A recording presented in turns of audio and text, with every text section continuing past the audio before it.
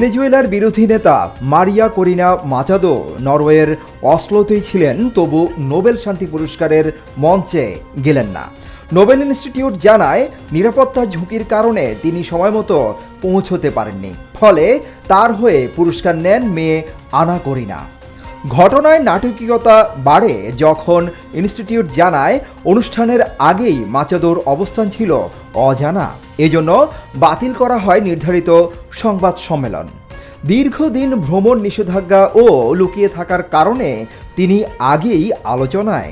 তার উপর ডানপন্থী অবস্থান, মার্কিন নিষেধাজ্ঞা ও সামরিক হস্তক্ষেপের সমর্থন তাকে আরও বিতর্কিত করেছে। নোবেল পাওয়ার পর ট্রাম্প ও ইসরায়েলকে প্রকাশ্যে সমর্থনও দেন তিনি। মিয়ানমারে ভয়াবহ পরিস্থিতি বিরাজ করছে।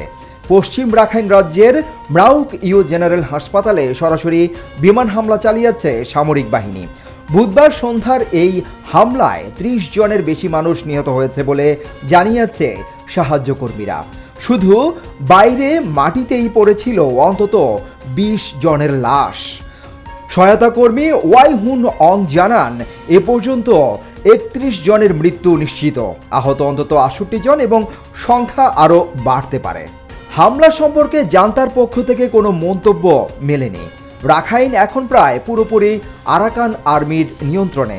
আর স্বাস্থ্য বিভাগ জানিয়েছে, হামলায় হাসপাতালে থাকা 10 রোগী ঘটনাস্থলেই মারা গেছেন। পর্যবেক্ষকদের মতে, গৃহযুদ্ধ শুরুর পর থেকেই জান্তা বিমান হামলা বাড়িয়ে চলেছে। এর মধ্যেই তারা ঘোষণা দিয়েছে 28 ডিসেম্বর থেকে নির্বাচন শুরু হবে, কিন্তু বিদ্রোহীরা নিয়ন্ত্রিত অঞ্চলগুলোতে ভোট ঠেকানোর ঘোষণা দিয়েছে। থাইল্যান্ড কম্বোডিয়া সীমান্তে আবারও উত্তেজনা। বিতর্কিত পান্না ত্রিভুজকে কেন্দ্র করে দুই দেশের সংঘাতে এ পর্যন্ত প্রাণ গেছে কমপক্ষে 13 জনের, আহত হয়েছেন অনেকে। তবে সবচেয়ে বড় বিপর্যয় বাস্তুচ্যুতি। দুই দেশের সরকারি তথ্য অনুযায়ী বাড়িঘর ছেড়ে নিরাপদ আশ্রয়ে যেতে বাধ্য হয়েছেন 5 লাখেরও বেশি মানুষ।